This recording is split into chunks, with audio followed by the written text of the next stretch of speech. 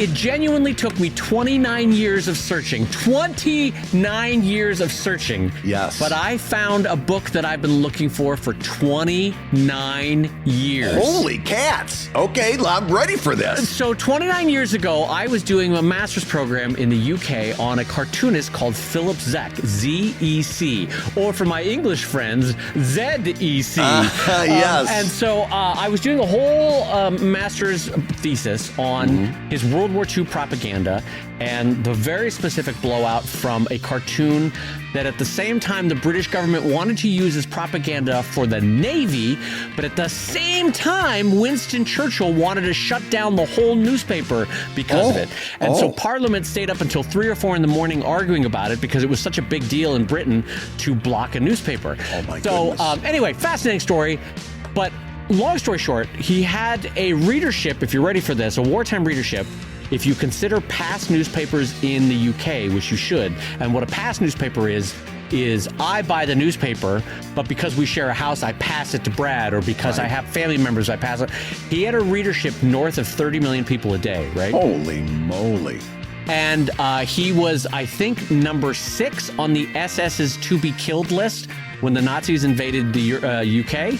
Wow. Yeah, he was an incredibly powerful cartoonist. And so anyway, long story short, he did a cartoon book for kids during the war called Wimpy the Wellington. He actually did 2 books, but I found the other one. And over the course of my 2 years of living in the UK, I must have walked into, and I'm not joking about this, 150, 200 small used bookstores around the UK trying to find this book because they only printed 1,000 of them because of a paper shortage. Of course. 1,000 of these books. And they only did it on terrible World War II paper because there was a paper shortage. Yeah. So the thousands that they did print, not many survived, right? Yeah. Across 70, well, now it's 80 years, but so I've been searching for this book for 29 years, right? Oh my God. And I happened to walk into a bookstore the other day, and the guy, I don't know what it was, but he happened to look like the kind of guy that would know about it. And I said, hey, you wouldn't happen to have a World War II book called Wimpy the Wellington? And he goes, by Philip Zek? And I said, yes. And he goes, I've got it right here. No. And Brad, he had it wrapped up in plastic and hardback like you would want, and it's in great shape. And it took me 29 years, and no one else probably cares about it, but I am so damn excited that I found this cartoon book. Oh my God, that is amazing! You must have shouted in this bookstore. Oh yes, I did, and yes. He quoted me a price that was far too high, but I paid it because I've been looking for it for 29 years, and so I paid for it. Of course. I listen. Does it change my life? Not at all. No. Does it in any way impact anybody? Not at all.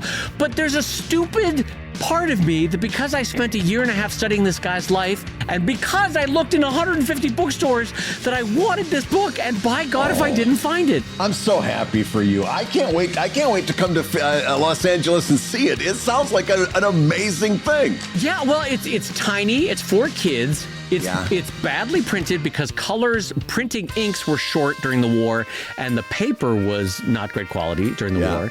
So the binding's okay, and the cover stock is okay, but the interior paper is like what newsprint, like its drunk cousin could be. You know what I mean? Yeah. It's like not good paper. But all of that makes it more beautiful. I know. To me, it's wonderful. Yeah. And honestly, he's dead. The publisher that made it is out of business. It's over 80 years old in terms of British copyright. I'm scanning it and putting it online and sharing it with the world. No one else might care, but by God, I'm going to care because there. And by the way, if anyone wants to read it, my really boring thesis is on it in the UK library system. You could read up on it. Anyway, long story short, Brad, your friend found his book after 29 years. Congratulations. I'm so happy that it didn't take 30 years. And on that note, I'm going to say hello, everybody, and welcome to Comic Lab, the show about a darn near useless quest to find a book over 29 years and making comics. And Wimpy the Wellington and making a living from comics. I'm Brad Guigar, the editor of the Webcomics Handbook on Substack and the creator of Evil Inc. And I'm his friend Dave Kellett, who's super impressed that I only mentioned the title once and you remembered it. Good on you. Yes. I'm the cartoonist of Drive and Sheldon and the co-director of Stripped. And this week's hour of comics advice is made possible by your support at patreon.com/comiclab. So Dave, Let's talk comics. Let's talk comics, my friend. And we've got a big show for everybody because as we do every year now for 7 years, we do a predictions and goals show for 2025 coming up on this episode. And this will be fun. The predictions is more for everyone in terms of the cartooning industry and related matters. That's web publishing, monetization of comics, the distribution of comics audiences, and cartoonists themselves.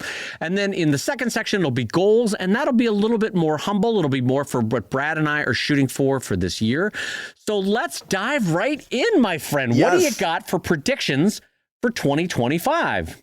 Well, let's see. Oh, no. You've got to do the first one because my first prediction piggybacks off of your first prediction. That's totally fair, Brad, because my first one is actually going to inform kind of all the predictions we're going to make. I think it's definitely going to inform a lot of them. So let's jump in. And that is my big prediction for 2025 is that business planning for cartoonists is going to be riddled with a lot of anxiety. Yeah. And a lot of throwing a dart against the board and seeing if this can work, given the conditions that are around me. And I'll put all my cards on the table. For me, that's very specifically because the incoming Trump administration, I feel like, is going to be at best a chaos agent and at worst a make my job harder in very specifically with books. And so I don't know how to plan for that. And I have a lot of anxiety for this is, again, a personal one, not a broad one. But I think you can transpose my anxiety to every publisher that currently publishes in China, in Vietnam, in Mexico, in Canada, all of which have been threatened tariffs, sometimes as high as 100%. And counterbalanced by a printing industry that does not really exist in the U.S. in the way that it once did. They still exist, but it's not, you couldn't immediately snap your fingers and have the full scale of what is, quote, American publishing be done on shore for at least 4 years, I would think. And that's best case scenario. Yeah. So, and then in general, the impact of tariffs, the impact of a lot of change at the federal level. I think that is going to be a year of business planning anxiety, Brad. Do you disagree with that one as a prediction? No, in fact, I'm just going to fast forward to our next show at the end of 2025 and just tell you right now that you made that prediction 100% accurately. I don't think we have to wait 12 months on that one. I think it's this administration coming in is being very clear about what their plans are. They've been clear from the beginning during the campaign. They said what they were going to do. Now that they've been elected, they're already putting people in place to do what they said they were going to do. And the only way to be surprised about any of this is if you weren't paying attention in the first place. They are going to do what they said they're going to do. And a lot of that is going to be problematic especially for small business people like you and me. It's going to be really, really difficult to make any plans. Like I desperately want to do a Kickstarter in the first quarter of next year, and I don't know which way to go. I don't even know if it's smart to do a Kickstarter anywhere until the dust settles a little bit. Yes. I don't think it's going to be, I don't know what I'm going to do. I've been wrestling with this ever since the beginning of November, and I don't know what I'm going to do. And I can't imagine that's unique among any of us. In fact, we've already started getting questions into the show saying, what should I do specifically about the tariff issue? What should I do if I want to make merchandise and that merchandise is being made in Canada or Mexico or overseas in China, Singapore, all those places that you mentioned? What am I going to do? And the answer is, once you figure it out, let us know, because we're doing the same thing. We don't know. So your prediction is that this incoming administration is going to create a lot of business planning anxiety. I'm going to build off of that and say, just based on the previous 4 years that President Trump had, there was a lot of anxiety that was built around those 4 years. There was a lot of, in fact, if you go back to the first Trump administration, that's when we started getting words in our vernacular like doom scrolling. That wasn't a word before then. All of a sudden, we were all doing it. That was a thing that we were doing, and I have no illusions that about what this next 4 years is going to bring. That they're somehow going to be different, I think would be a fool's guess. It's going to be more of the same that we saw for those first 4 years. But being the eternal optimist, I want to offer this for my prediction, building off of your prediction of business anxiety, and I'm going to add general anxiety. Because of Dave's prediction, I'm going to say the big winners when we get to the end of 2025 are going to be the people who help to address that anxiety. And I'm going to tell you what I mean. Yeah. There's going to be a lot of stuff, a lot of upheaval, a lot of what Dave said, chaos. Where and again, that's not me saying, well, this person coming in. All I'm saying is based on what Donald Trump has said he's going to do, and knowing that he's got nobody to stop him. The Republicans have the House, the Republicans have the Senate, the Republicans have the Supreme Court.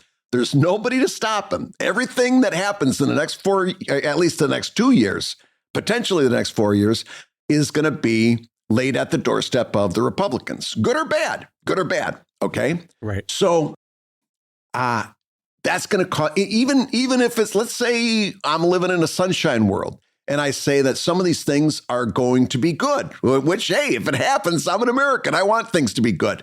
Let's say that happens. Even if under that process of getting there is going to cause a lot of discomfort, a lot of unrest, and a lot of anxiety. I think we can say, no matter what, we're in for a lot of anxiety. The winners are going to be the people who help people cope with that anxiety, deal with that anxiety, maybe forget that anxiety for a little bit. And by the way, that's what we do. That's what a cartoonist does. We help people forget about this shit that's happening in their lives right now.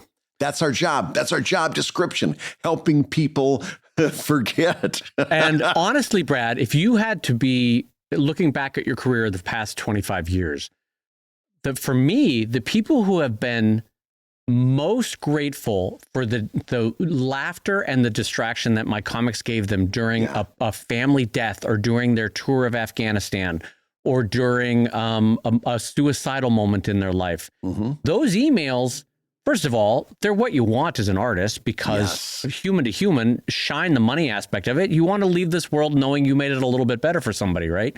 Yeah. But then secondly, that often translates into a lifelong kindness of fandom that they very sweetly repay you for in Kickstarter backing and Patreon backing, because they're so grateful that you had their back in moments of darkness and anxiety. And so I will co-sign your first prediction, Brad, that the winners of all of this will be the people that can help our fellow humans best survive the tragedies of their days, you know?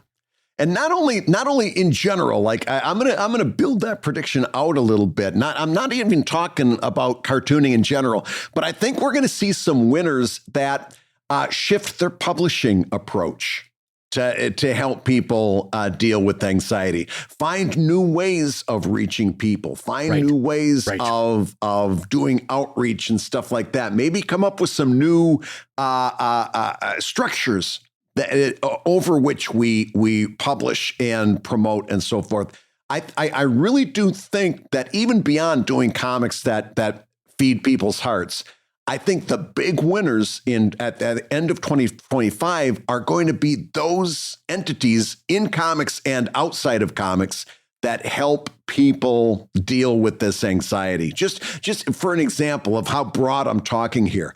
Do you remember there was a time how fidget spinners were popular for about 10 minutes, right? Yes. That's kind of what I'm talking about, because that was like something to just kind of deal with your anxiety. You'd spin that little fidget spin. It was literally in the name because you were fidgeting. Yes. I think all of across the board, merchandise, education, entertainment, all of those places that help people either forget or positively use or just deal with in some way their anxiety, I think those are going to be the big winners at the end of 2025. Yep, I think that's very true. So now I'm going to do a fairly simple one that I think will be a quick conversation. My next prediction for 2025 is that Bluesky will be at 50 million users by the end of the year. And in fact, I a little bit suspect that may be an underwhelming prediction, that by the time we're in 2025, 2026, it was like we look back and go, oh, it was 75 million. You way undershot it, right, Dave. You didn't go for it big enough, you know? I think I like that you put a hard number on it, though, because that is good. I do think 50 million is very achievable over 12 months. Where do we stand today with Bluesky? We're currently at either 23 or 24 million. So you're thinking that over the next year, it's going to double. It's going to double. Yeah. Yeah. And I think, and in a way that it's impossible to quantify, I feel like it will actually be living, breathing humans with interaction versus some of what I've seen on Threads or Twitter, you know. So I do feel like a lot of that 50 million will be real people. And then the Russian botnet will be rebuilt on Bluesky, and then we'll see. But frankly, the blocking mechanism on Bluesky, we haven't talked about this a lot, is really effective. And so I think a little bit it's going to solve the last problem that social media had, which was the effectiveness of bots in influencing conversations. So we might find that 50 million is a majority of real people, you know? Bluesky is really impressing me right now between the starter packs, which, let's face it, a very simple idea that over 10, 15 years of social media, no one else had it. Nobody else thought of. That innovation was stellar. The nuclear blocking, that blocking where you can just take out everybody and then they don't see you at all, right? There wasn't that namby-pamby blocking that Twitter had. That's huge. And you're already seeing some factors of culture reacting to that. And they're like, and they're angry that they can't fight with people on Bluesky. And Bluesky is just like, nope, we're not interested in talking, whatever that is. I'm not interested in your subject matter, which is fair. That's huge. And that's why I think Bluesky is really going to take off. That kind of innovation, those are just two things. And Bluesky's only been around for a little bit longer than a year. And they've had a big push in the last couple of months. But those kind of innovations, they keep doing that. They're going to be amazing. In fact, the prediction that I'm going to make next is based on a platform that I would love to see take some of those ideas from Bluesky and implement them. And that is specifically Substack. By the way, you were talking bots, made me think about it. I'm already getting now about one a day, a DM from what is clearly a bot with a very attractive looking woman in my DMs asking me, what I'm thinking about today. And listen, Brad's savvy enough to know no attractive woman is DMing. Well, you're not completely shot. I apologize. You're not completely wrong, but there is one attractive woman who's DMing me. But you leave my wife out of this, Brad. You leave my wife out of your mouth. Boy, golly, you were way ahead of me. So, Substack, I'm going to make my next prediction. Gains in prominence. I'm going to say that over the next year, Substack, and I'm reaching here, but I mean, if you're not going to make a bold prediction, why bother? I'm going to say that they're going to have a user base that's on par with some of the big platforms that have subscription or monetization aspects, and that's Kickstarter and Patreon. I'm going to say Substack is going to grow to that level. They're going to be at the same league as a Patreon or a Kickstarter. Okay. That is a bold prediction, but I like that. That's a big swing. That'll be fun to talk about at the end of the year. Yeah. So my next prediction is kind of similar to my first prediction where it says business and planning will have greater anxiety. My next prediction is that on some level, we will all be playing reactionary whack-a-mole life choices for the first 2 years of the Trump administration. Yeah. Until the midterms when it might calm down a little bit, but I really feel like buckle up. I feel like the first 2 years of this is going to be really, there's going to be a lot of life decisions that we all kind of have to make on the fly because we're not quite sure how it's going to go. Yeah. And part of that is just his personal brand of presidential politics by fiat, and so the whims can change from Monday to Tuesday, and it's going to be a couple of years of reactionary living, I think. Yeah. And that, by the way, that's going to play into our goals, which we're going to talk about in the second half. A lot of that is going to play into why we're making our goals the way we are. Right. But my next prediction, and I want to make sure, especially because I know this is a hot button topic, and so I want to make sure that I'm parsing this correctly. And that is to say, I'm going to make this next prediction. I don't necessarily think it's a good thing. I'm not promoting it as a good thing. I know already what it's going to be. I'm just saying I think this is what's going to happen next. And that is this. I think artificial intelligence, AI, is going to go mainstream. And you're going to start to see it gaining acceptance among artists and writers. Again, not promoting it as an ideal. Not promoting it or agreeing with it, but you're just saying you think that's what's going to happen. But and I'm also going to put a little bit finer point on it because I don't think that you're going to see this taking place in one of those things where somebody says, I wrote this book using AI, or I, did this comic book. I did all these illustrations using AI, and I've never picked up a pen and blah, blah, blah, blah, blah. I don't think that's what's going to be pushing behind the mainstreamization of AI. But I do think more and more you're going to hear writers say, talking about how they use AI as a writing tool, and not to write, but as a writing assistant. As a way of assisting their own creative process, the same way that Dave and I and the rest of us probably would have used Google back in the day to assist our writing process, right? Like if I was writing about Dracula's castle, I would have Googled Dracula's castle, brought up images of it, maybe read a couple websites that talked to me about the real life Dracula's castle and what some of the features were. All of those kind of research things. And by the way, we know that some of those things some of the research, quote unquote, we were doing on Google, some of it was good, some of it was not so accurate. It's going to be the same thing with AI. I can already hear you saying, but that stuff that AI is doing, it ain't right. Some of it's going to have the same hit rate in terms of being accurate and inaccurate. And then it's going to be upon us to check it. I think you're going to see people, you're going to hear people being more forthcoming in 2025 about artists using AI not to do their illustration for them, but to help them brainstorm backgrounds, for example, or brainstorm costume designs or things of that nature. You're going to hear AI being used as an assistant, not as a replacement for artists or writers, but as an assistant. Can I chime in to say that I think that's right. I think if AI can be found to be ethically sourced, and there are a few that are coming along that are somewhat ethically sourced in terms of paying licenses or grabbing from public sources, I can see, and I said this, if you remember, in one of our early conversations with AI, I can see artists using it not to replace themselves,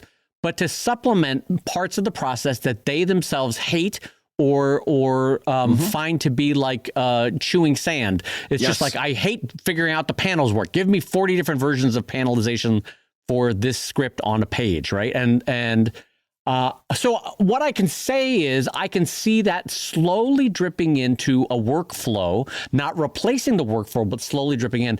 And so I agree with Brad that in ways that might never be talked about publicly, you're going to see TV show production, book production, all sorts of things related to comics where AI a little bit trickles in. So I agree with you on that. And again, not necessarily endorsing it, not necessarily saying that we like it. I'm just saying that it's probably going to happen because it does have potential if it's ethically sourced. Any tool, it has potential. In the same way that a home computer replaced a secretary and took away a job. And at that moment, you might be like, yeah, but we lost a secretary job. But look what it did in the long term for human productivity. I can see someone making that argument for AI when used correctly with ethically sourced AI. That's what I'm getting at. Listen, an ethically sourced AI is kind of like the brass ring there. That's what that would be the best outcome of all of this. Well, listen, I didn't prepare for it, but I will say that a little bit side prediction on 2025 is one or two of these AI companies might go belly up from all the, because it's expensive to run an AI company. Yeah. And I don't know that they're all finding income at the other end of the tunnel. So we'll see how that goes. I don't know how you do it. Yeah, yeah, exactly. So my next prediction for 2025, and this is one of reassurance. This prediction is that Kickstarter and Patreon will continue as market leaders. I don't see in the next 12 months either one of those losing a slot to somebody else or them falling apart so badly that they themselves cause their own doom. I think those two are set for the next year. Don't you think, Brad? I say as long as Patreon stays away from that IPO, I co-sign on that 100%. You know, if they release an IPO, then then I'm a little bit nervous. But even like, let's say they release an IPO, worst case scenario in Q1 of 2025, I think it'll take a little while for the ripple effect to degrade the service from the standpoint of the creative people using that. So I think your prediction is safe. I think your prediction is safe. I think, Brad, we haven't talked about this before, but my first prediction about this being a time of business planning anxiety, I think this is the exact time you wouldn't want to launch an IPO. You would want to see where the dust settles in terms of the next 6 to 12 months in terms of federal regulations, which could get really cattywampus real quick here. So we'll see how that goes. I agree with you 100% on that. So that's good. So what's your next prediction for the year, my friend? So with the incoming administration promising on day one, quote unquote, executive orders that are going to raise tariffs on imports from Canada, Mexico, and China. I forget what the numbers were, but it was like 10 to 15% on Canada and sometimes Mexico. he said 100%, which, listen, this is, again, government by fiat. It's ridiculous, but keep going. He came out just recently and put solid numbers on them. It was like 10 to 15% for Canada or Mexico, an additional 35% for China. Either way, he has promised on day one to sign executive orders for tariffs on a lot of these countries that we have imports from. What that means to us in comics is a lot of printing happens in Canada and China and overseas at different locations. What that's going to mean is, and I think this is a pretty confident prediction, you're going to see publishing in general take a huge contraction. Publishing is going to contract. Print publishing is going to really suffer under those tariffs. That means everybody from, Random House all the way down to the Guigar House is going to be... Well done. Sorry, just well done. That was well done. My own little rhetorical flourish there. Yeah, there we go. But I think you're going to see print publishing really contract. And this is going to work hand in hand with that previous prediction about finding new ways to help people deal with their anxiety. It's going to force a lot of us who have relied so strongly on print publishing, like Dave Kellett, all of us, to rethink what we're doing and reimagine what it means, even to put a book out. I think print publishing is going to take a huge downturn. We're going to see a lot of companies go out of business as a result. A lot of print publishers, and it's going to be tough on the little guy too. It's going to be tough on small business people like you and me who have got to deal with that. But I think it's a safe prediction to say that print publishing is going to contract strongly in 2025. And, okay, first of all, I can't disagree because my worst case scenario for how this could play out, that could absolutely happen. My sort of hope with a lot of these is that it's it's bluster and or it's followed up by incompetence or laziness at the federal level. That's like my best hope is incompetence. Is like that's my hope is that but you can't rely on that. So like if things are competently put into place, these could be really effective tariffs. And we either are waiting for 6 months, 9 months, a year to do our next book, or we're just not sure where and how to do it. Or, and we'll talk about this in the goals, we're charging the same price for a vastly different, lower featured book. So we'll talk about that in a minute. But I can't disagree with you, Brad, that in my worst case scenario of how this could go, that's one of the scenarios. Yeah. So I will put another, this is again, me grasping at things that are potentially good news. I'm going to say in 2025, for cartoonists that have chosen to go the route of publishing. Right. YA books and kids books will continue to dominate the career path of cartoonists who are with publishers. Yeah. I don't see that changing. I think that specific aspect of cartoonists and the routes they can go in terms of finding a living, I think it will continue to be dominated by YA and kids book publishing for cartoonists who have gone with publishers. I don't see anything on the horizon changing that in 2025. Do you, Brad? Other than the prediction that we just made of tariffs, of career destroying because tariffs. That's all of those things that you mentioned. YA publishing, kids lit, all that kind of stuff is print dominated. It's not also happening let's digital. talk about this. YA books and kids book are very specifically predicated on a low price, which is predicated on printing not in the United States. So even then, the tariffs are. It could potentially get really bad. But anyway, so you in general though you agree with me that YA and kids will be the dominant route for published cartoons. Oh yeah. I think they're still going to be dominant. They may be smaller by the end of the year, but they're going to be dominant. Hey, if you're listening while you work, take a minute to stand and stretch. And while you're doing that, we're going to tell you why you should join us on Patreon. When you do, you're going to get hours and hours of podcasts that we've recorded just for backers. And exclusive Patreon posts that go even deeper on Comic Lab topics. And access to our exclusive Discord server, which is a thriving community of professional cartoonists. So you can support the show you love and get tons of actionable resources for your own cartooning. And listen, if you can't swing a pledge this month, we get it. No worries. Yeah, listen, you can still support the show by rating us wherever you get your podcasts. Just leave a 5-star review and a few kind words. That, along with mentions on social media, is incredibly helpful. Now, everybody, let's talk comics.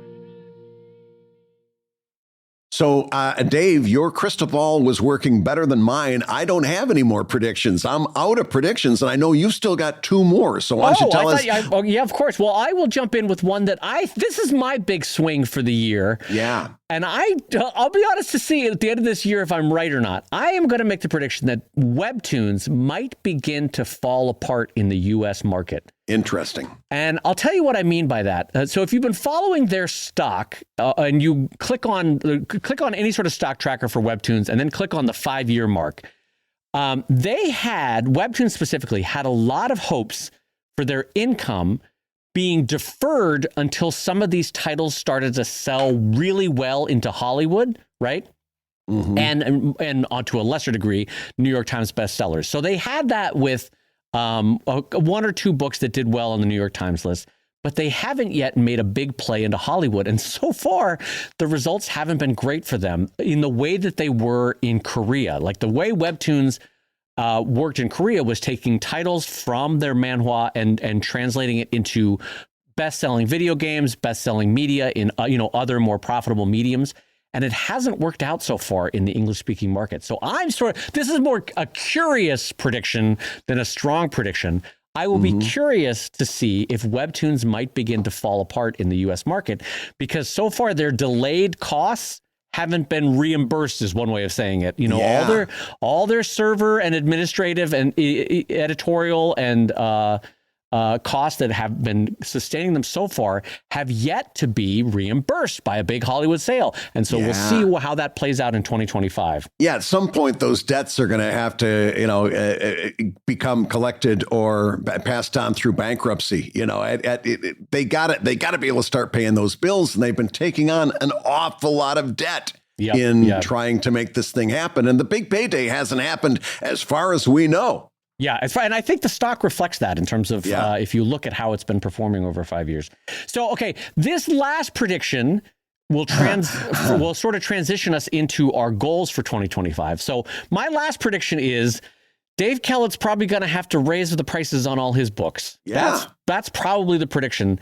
Or I'm going to have to cut the features in my books. So I'm not going to be able to have metallic foils or spot gloss or built-in ribbon bookmarks. Yeah. You're just going to get a book.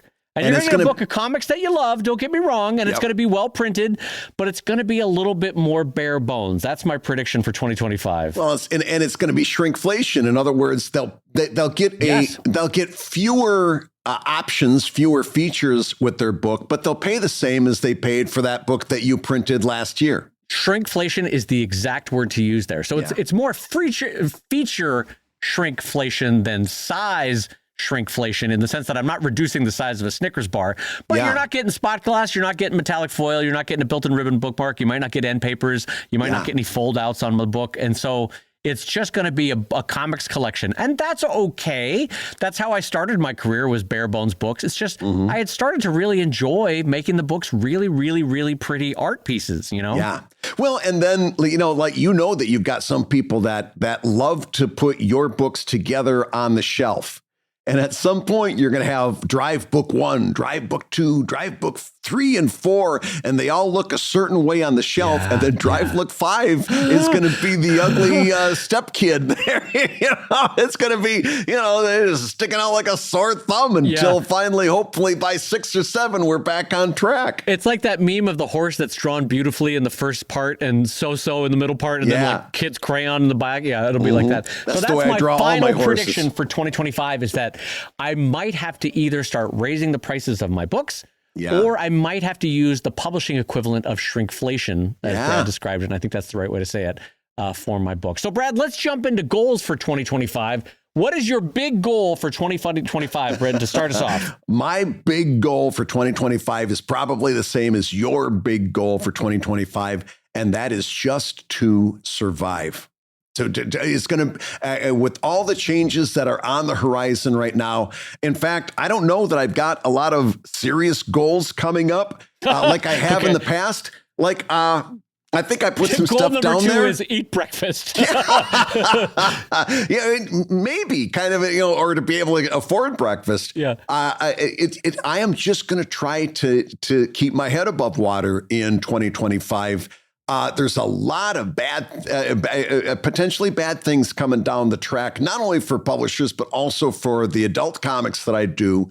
And for me to make goals right now is almost counterproductive, because we're in for so much potential change that it'd be like right now, for me to make a goal would be to go down to the ocean, stand by the shore, and write out my entire business plan in the sand. Knowing full well that the tide is going to come in a few hours and wipe that right out. I can't write out 2025 because it's all written in sand on the shoreline. I'll give you a few things that I'm thinking about, but if I'm being honest, my number one and probably my only goal for 2025 is just to be an independent cartoonist at the end of the year. Holy hell. I kind of had the same thing going in, Brad. I wrote down the word survive. That's so funny that it's sort of like that old phrase of any port in a storm. My goal this year is to just keep the comics going and keep the income coming in on some modicum of decency, that I can continue to cartoon for brighter days ahead. In the sense that we've all had periods in our career, Brad and I have gone through, I think, 2 now, where the potential for anxiety or the potential for contraction has made us go, okay, what are the bare bones things that I know I can control so that I can maintain X amount of income this year? And I'm kind of looking towards that for worst case scenarios of how things might go.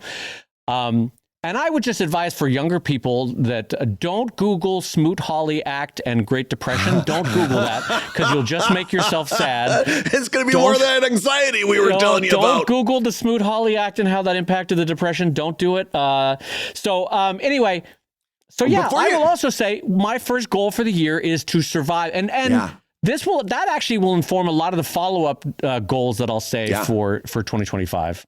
Well, earlier in your predictions, you were talking about, well, maybe President Trump isn't going to do the things that he says he's going to do. And that always gets under my skin a little bit because there have been me bargaining. That's me bargaining with death is what that is. I get it. But this happens in the NSFW community a lot because Project 2025, which was very well covered by the mainstream media and very well talked about on social media. One of the things is an outright ban, a censorship of all NSFW content. And this would come up a lot in the adult creator community where people would say, but listen, if you're voting for this, you're voting for a ban on not safe for work content. And people in the community would say, oh, he's not going to do that.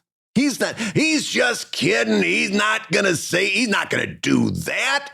All of his base love adult content. He's not going to do that. And unfortunately, time and time again, we find out, guess what? He is going to do exactly what he said he was going to do. So with that in mind, that's another thing that I know we've got a lot of adult content creators that listen to this show because I hear from you. If you were thinking that he was kidding about that, you haven't been paying attention. This is something that we have to take very seriously. And it's again, another reason that my next goal when we get to talk about it, I'm going to tell you exactly where that lands me. But to say that he's not going to do it, I think is very naive. I think it's coming our way. Listen, I hear you joking around about the way that I was bargaining about it, but it's sort of a survival strategy for me in this current moment. I'm trying to cultivate hope where I can, and right now, because there's no guardrails, I'm like, well, my best hope is incompetence or laziness or ineffectiveness.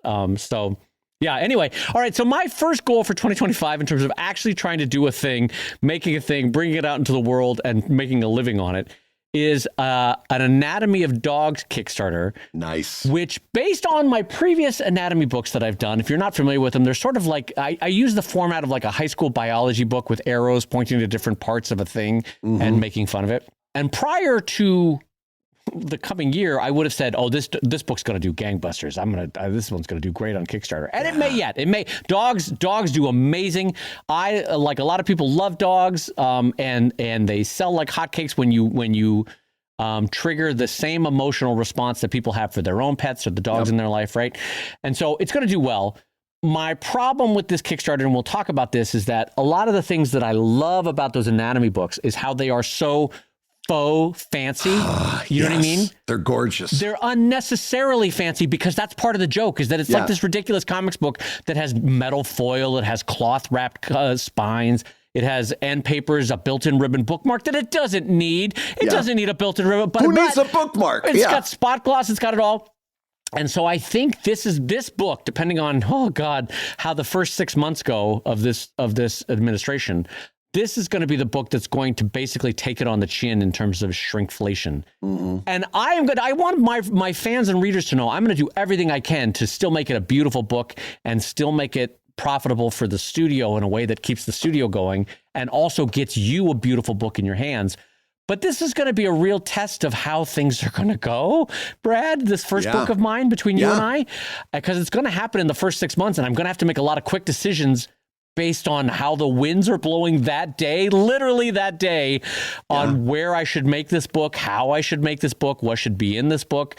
So we'll see how it goes is my short version of this. Knowing full well that you might decide to print with one particular printer in February. In Canada, and then something that Trudeau does pisses off Trump, and then suddenly I got a 100% tariff on it. Yeah. And then those books come in March, and the announcement is made, and then boom, you're paying those tariffs. Exactly. Because there's not going to be a grace period built in. I'd be very surprised if that were to happen.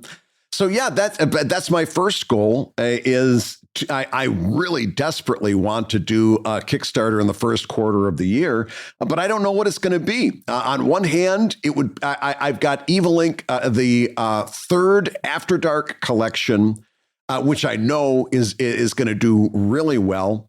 But it's got the double whammy on it in that it's adult content and it typically gets printed overseas and brought over. That's a huge risk. That's the most risky book that I could kickstart in the first quarter. Unfortunately, it's also a book that all I've got to do is draw a cover and I'm pretty much ready to go. Yeah. It's done. The pages are done. You know, I do a little spell checking, all the basics, but the book is done. The other book is the second edition of the Webcomics Handbook, which is in pieces and parts all over my computer, right? I've done all the writing for it through webcomics.com. It's just got to be assembled and edited and have some new parts written and make sure that it all flows into chapters. And then a metric ton of illustrations that's got to be done. It is going to be a super labor intensive project if I take it on, but it's also the safer bet. Because it doesn't need fancy printing, right? I could have it printed in a number of different places, and I don't have to worry about Project 2025 stepping on my toes. So I've got a decision between one book that is a surefire winner that has tons of risk, or another book that's also a winner, but it's going to take a lot more work and doesn't have as much risk. And which way do you go when you're presented a choice like that? If you know how to answer that question, you let me know. Yeah, I mean, it's easy for me to say, but I feel like I would do the Evil Ink book and really roll the dice. But God, that's where I'm leaning. I don't know, because it's good. I feel like some of that Project 2025 stuff is going to take a hot minute to institute, and you might squeak if you go fast. Right. You might squeak it under the closing door, you know. But that's, again, I don't know, Brad.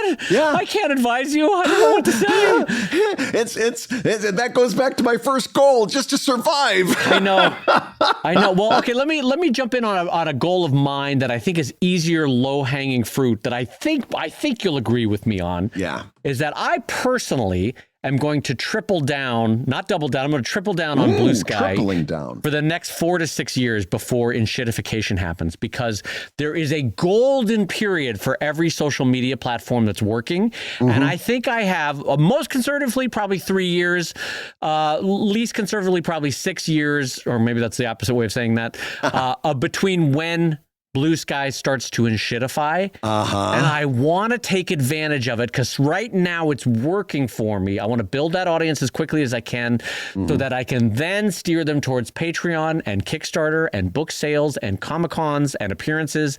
And so that for that reason, it is the one social media platform that's working for me personally. I've dropped all the others. I'm going to triple down on the bet of Bluesky. Yeah. So that's me in 2025 with social media. Tripling down on Bluesky specifically? Yeah. I mean, I do have a final goal that we'll talk about at the very end, but yes, right now I'm tripling down on Bluesky. I'm so happy you brought up Bluesky. And by the way, I co-signed that. I think that's a good idea for anyone to have on their list in 2025. However, I will say this. Remember a couple of shows ago, I said, there's this new, we were having trouble. How do I schedule posts on Bluesky? Because there's nothing baked into Bluesky that lets you schedule. Oh my God, I loved this changing thing that happened to you. Keep going. Yeah, tell What, didn't you record a thing and then delete the thing and then add the recording and then... Yes, and it gets even more. I don't think you know the end of the story, but okay, anyway. Keep going. So tell people what happened first. So there was a couple of third-party people who were very kindly trying to put together a scheduler, and as soon as I took a look at them and what they were, I saw them talking about it in the replies, and it's like, I don't trust my information with this. Okay, I'm gonna back away from that. And then you went to some of the people that have, some of the software that's been around for a while, Later and Hootsuite and Social Planner or some odd thing. And there was one called Buffer.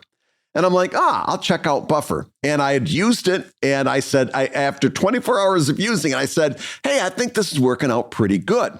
Well, literally, we turn off the microphones. I go over to do some stuff using Buffer. And I realized that it didn't enable you to upload a video. And that's kind of meat and potatoes. You want to have a little video. Sure. And it also didn't have content moderation labels, but I was able to note that on the show. But the fact that it didn't have video, I thought was kind of important. So I recorded a little drop-in for Matt to add to the show, where it's just me on the microphone saying, "Hey, everybody, sorry to jump in on the show, but I kind of gave an endorsement to Buffer, and I didn't know at the time well, gosh darn it, they don't have video. You can't post a video using later. So I don't know. You use that information as you will." And I got done recording it, gets dropped into the show. The next day, I open up Buffer and I get this message that says, "Great news, you can now upload video on Buffer." So I said, screw it.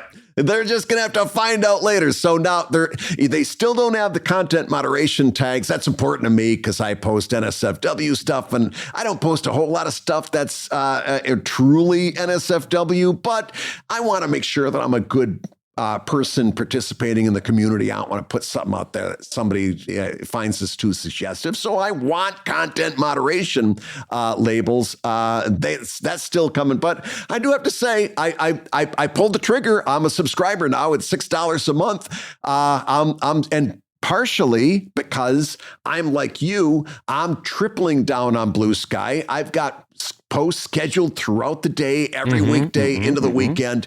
And because this is the time to do it. We're going to, if you're sitting on your hands because you just can't imagine one more social media, it's so hard. Weep. You're cutting your own throat. This is the time to really double down on Bluesky because this moment isn't going to last forever. So I even believed in that enough to pay for a subscription-based scheduling software. Bluesky has said that they're going to be the first, well, not the first, obviously, but they're going to lean towards subscriptions as an income source rather than advertising. And honest to God, for the first time in my adult life, I'm like, you know what? Yes, I'll pay for that. Because as it has turned out, being ad-supported or oligarch-supported has not worked out so well for me personally, Dave Kellett. So for the first time, I'm like, you know what? Maybe it's time for me to put my money where my mouth is and pay for a platform that's performing for me. So so do with that what you will. Dave Kellett is actively supporting the idea of a subscription for Bluesky. Yes. So anyway, I will lean into my next 2025 goal, and this involves both Brad and I. Yes. I am going to very excitedly mention, only obliquely if you're here today, a project that Brad Guigar, Kevin McShane, and Dave Kellett have been working on for over a year that we will be launching in 2025 called The Wrong Way. And we won't give you much more information than that. Other than to say we've been planning on it for over a year. We've been working on it for over a year.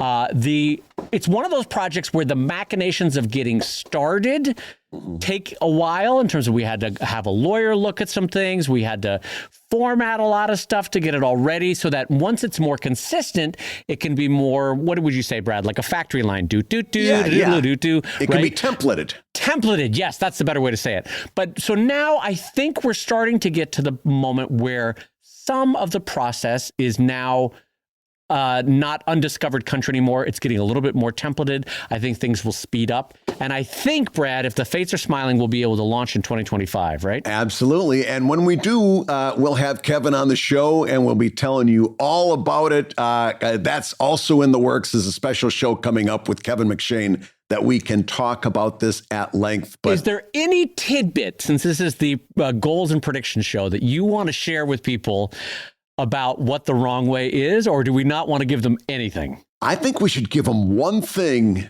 Here's what I think we should give them. Biscuits. That's not helpful at all. Okay, you know what? I will say I will give them an emotional hook because often this is the most effective thing you could say is that when I get done working on The Wrong Way with Brad and Kevin is among some of the best mood I've had all week. Yes. So for whatever that you want to take that for looking forward to the project, God damn, do I enjoy doing this with the two of you. And so I really look forward to it launching because I think joy translates into art, and God, do I enjoy this thing in terms of making it. There's a lot of joy. Speaking of joy, I'm going to go into my next goal and talk about the joy that I felt over launching that innovated web ring idea that I had at the beginning of 2024. And that is specifically Spice Rack Comics. And my goal is to kind of build that into an example of what you can do if you innovate that idea of web rings, and also something that I'm going to start promoting the idea of, and that is for us cartoonists particularly, and people in other creative spheres, to start forming loose collectives. Right? Not a collective that my business has got to be intertwined with your business and we got to publish together. Not any of that stuff. Or the old collaborative collectives where everybody had to share like an ad network and the money was split. And I'm not talking about that, but I am talking about finding other cartoonists who are doing work that's similar to yours, form a collective, maybe even do what SpiceRackComics.com did and have a website that showcases everybody's stuff, and start doing cross promotion and other promotional techniques like personal appearances at conventions and stuff as a way to do audience share the way we did back in the early 2000s when you found an audience member and then you said, oh, now that you're an Evil Ink reader, you're going to love Sheldon. And you passed that person right along because audience was harder to come by. I think we're coming back to that in a little bit of a way. And I really want to build Spice Rack Comics into something that is an example of not only this this banner link exchange, this banner ad exchange that we're doing that promotes one member every week,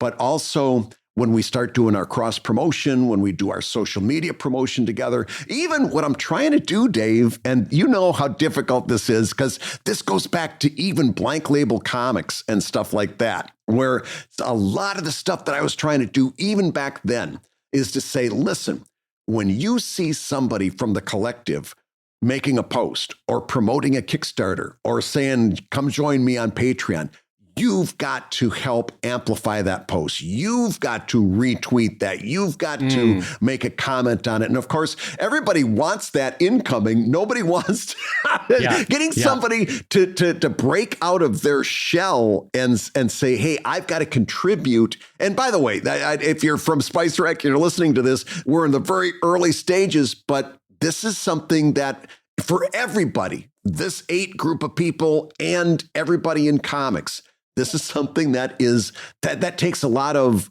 hand-holding, a lot of convincing. When you see, because somebody might in my collective might take a look at something that I post and they say, well, oh, that's not right for my audience. Well, that's fair. You don't have to do that. But getting into the habit of automatically, you see and this is a very union mentality, when you see your brother, your sister, your sibling out there posting, it's your job to amplify that. That's one thing I'm going to be banging the drum on for the next 12 months. Not only banner exchanges and cross promotion, but out there amplifying your sibling. We'll see if I succeed, but that's my goal. Well, I'll tell you, just a reminder for everybody, because I'm not in a web ring or a comics collective as Brad is right now. But I will say that one of the foundational ideas of the 4 C's of social media is you have content, you have commercial, you have curation, which is literally finding and promoting the gems out there in the other cartoonists that you see. And then finally, kindness, which frankly pays into curation. And the hope and the expectation and the ecosystem relies on all of us doing curation to uplift one another cartoonists out there. So, I'm a huge co-signer of that idea, Brad. So, yes, I completely agree with it. Okay, so one of my goals for this year, and we're coming up on the end for me personally, I don't know how many more you have, but one of the goals I have is that if I get absolutely burned on this first Kickstarter that I'm going to be doing in the first quarter of 2025 on Anatomy of Dogs, and you might not see it publicly, but if these tariffs nail me, if you suddenly start seeing me do smaller quick starters for smaller projects, that's a sign that tariffs or the like absolutely burned Dave Kellett in the market. So one of my goals is if I get nailed price-wise or cost control-wise on the Anatomy of Dogs book after I've kickstarted it and after all the money's been taken in and now I have to ship out a book that costs me way more. You may see me doing more quick starters, and maybe, frankly, even if I don't, it's a good way to stay nimble is maybe doing a couple of quick starters. Those are usually like 1 week Kickstarters for a magnet or a pin or a button or a thing, a little tchotchke. Yeah. Any thoughts on that idea, Brad, in terms of 2025 goals? I think that's a great idea. I think that's a really smart thing to have in your back pocket. In other words, if you get thwarted this way, having something that you can pivot to in your business very, very quickly that you can bring out on a dime and say, okay, we're doing this now. I think all of us should have a couple of those things in mind. Well, and just keep in mind, again, our long-term advice, and one of the reasons why we have survived 25 years is try to have a lot of legs under your table. So if publishing gets yanked away from me, and boy, will that be painful if it does, I need to put other legs under the table, which will probably involve quick starters or smaller products or this or that. So yes, that's where I'm going. Anyway, what's your next prediction, Brad, for 2025? Our goal. Sorry. This is going to be my last prediction, and only because I promised it on the previous show, but you said that you were pulling back from KDP. My goal, even though I had very similar results to you, is going to be to lean in a little bit to KDP, specifically for my After Dark comics. So here's what happened. I'm like, doggone it, I'm going to put the first Evil Inc. After Dark collection up on KDP. Because they do have something. Number one, they have erotica graphic novels, erotica manga up on the Kindle store, right? You can find them. They're right there, and it's very clear. It's a hard X on that.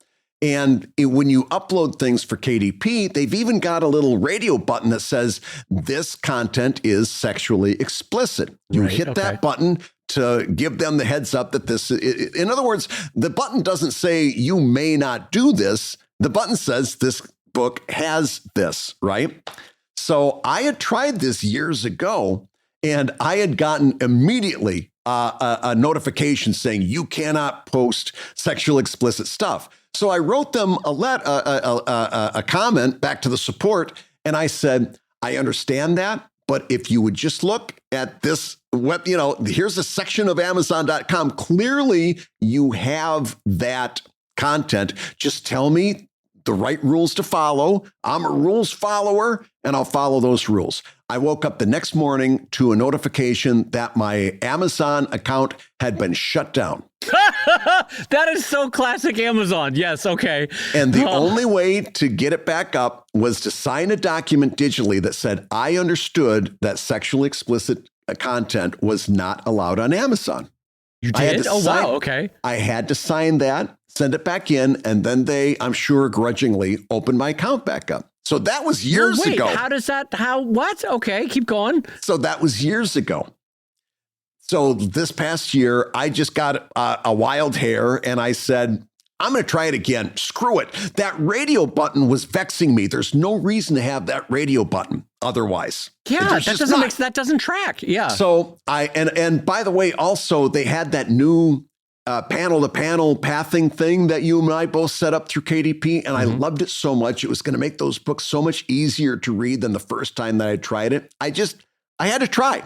So I tried it again. Immediately got a takedown notice. You cannot do this. So I went through again. I wrote to support, said the same thing. I understand, but if you take a look, and over here, I'm a rule follower, beep, bop, boop. They wrote me back and they said, we apply the rules, and this is the rule, and you must follow the rule, no content. And I wrote them back and I said, I understand. If you could just explain to me why this button is there, I'll be out of your life forever, but this button makes it seem blah, blah, blah. They wrote back and they said, you may not post this. And if you do it again, your account will be shut down. And that's when I'm like, that's okay. I don't need to. I'll go do something else. I'm doing great numbers on drivethroughcomics.com. I don't need this. The next morning, I woke up. Do you know what I saw in my inbox when I woke up that morning? Congratulations, your book is available on Amazon. What? No By the way, explanation. Beth and I had the exact same things happen with Amazon, where it's like first of all, they're immediately shutting you down for if you like you're asking a question. And then secondly, things are approved where you're like, wait, what? Why did it now suddenly get approved? It's the damnedest system. It makes no sense. I think what happened was I must have been on a list or, was flagged immediately. And then that puts you on a list. And somebody at Amazon took pity on me and just put me on the white list. And so now I haven't tried to post anything else since then. And I don't know what's going to happen then. And I'm kind of going to be holding my breath. But now I'm hoping I can start to put some of the After Dark stuff on KDP where it's doing really well. But holy cats, did it ever take me a long time to get there. Oh boy. Well, I'm happy there's a final result on that because now, hopefully, if you stay quiet, it's a set it and forget it kind of thing with Kindle like I've had where as long as you keep your head down, it's just a steady $50 here, $100 there, that kind of thing. So that's great. All right. Well, I will go into my last. I did have 2 more goals for 2025, so I'll make them quick though. Yeah. Goal number 1 in the second half of 2025 is Substack ? Like I haven't. You keep telling me I need to do it, and I hear you, and I'm internalizing it, and I haven't done it yet. But to the broader goal being, I need more legs under my table, and Substack is one of them. Yes. If publishing turns out to be an increasingly unplannable event for me, then I need to have more digital income, purely digital, and Substack is one of them. So I think my goal, ? For the second half of the year, ? Is Substack ? Like it's a lot of question marks. Yeah, a lot of question marks on that. And then my final goal is, this is personal for 2025, and I'll sort of I'll a little bit open my heart on this one, is that I'm going to focus on the things that I can control in 2025.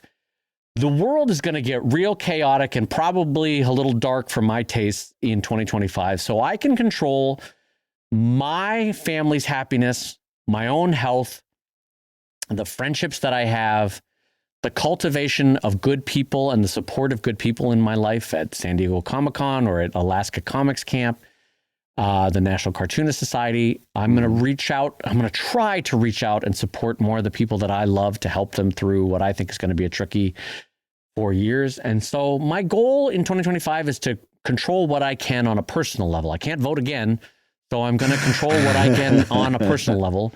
And I'm going to try to both not let them steal my joy, my own personal joy, as much as I can. And I'm going to try to outlive the fuckers. That's what I'm going to try to do. So I like that plan. That's my final personal goal for 2025. Any personal goals on your part to end it off, Brad? My personal goal for 2025 is to do the thing that I've been doing for the last 6 years that have made the last 6 years amazing and is going to be probably Does it involve Dave Kellett? Wait, are you about to say it involves Dave Kellett? And it's what I'm looking forward to getting me through the next year, and that is to show up here every week and record another episode of Comic Lab with one of the very finest people I know, finest cartoonist, but also one of the finest people I know, a good egg. Dave Kellett. And because he always lets me to end, he always allows me to end the show by saying that you've been listening to Comic Lab, the show about making comics and making a living from comics. Your hosts have been my dear, wonderful friend, Brad Guigar, who honestly I turn to as a port in the storm. And I will say he's the editor of webcomics.com and the creator of Evil Inc. at evilcomic.com. And my friend Dave Kellett, rock solid as always, the co-director of the comics documentary Stripped and the cartoonist of Sheldon at sheldoncomics.com and Drive at drivecomic.com. And the Comic Lab theme song is used with permission from Andy Creighton at theworldrecord.net. And this episode was edited by Matt Woodard of Woodsong Productions over at www.woodsong.media. If you love Comic Lab, you can rate and review the show on Apple Podcasts, and you may hear your review featured on a future episode like this one. And hey, thank you for those 5-star reviews over there on Spotify. You are helping get this show out on a very, very active platform, and we couldn't be happier about it. And I will say Comic Lab is made possible by your support at patreon.com/comiclab. So I will go ahead and say that twice, patreon.com/I might also anxiety eat a lot of chocolate ice cream this year.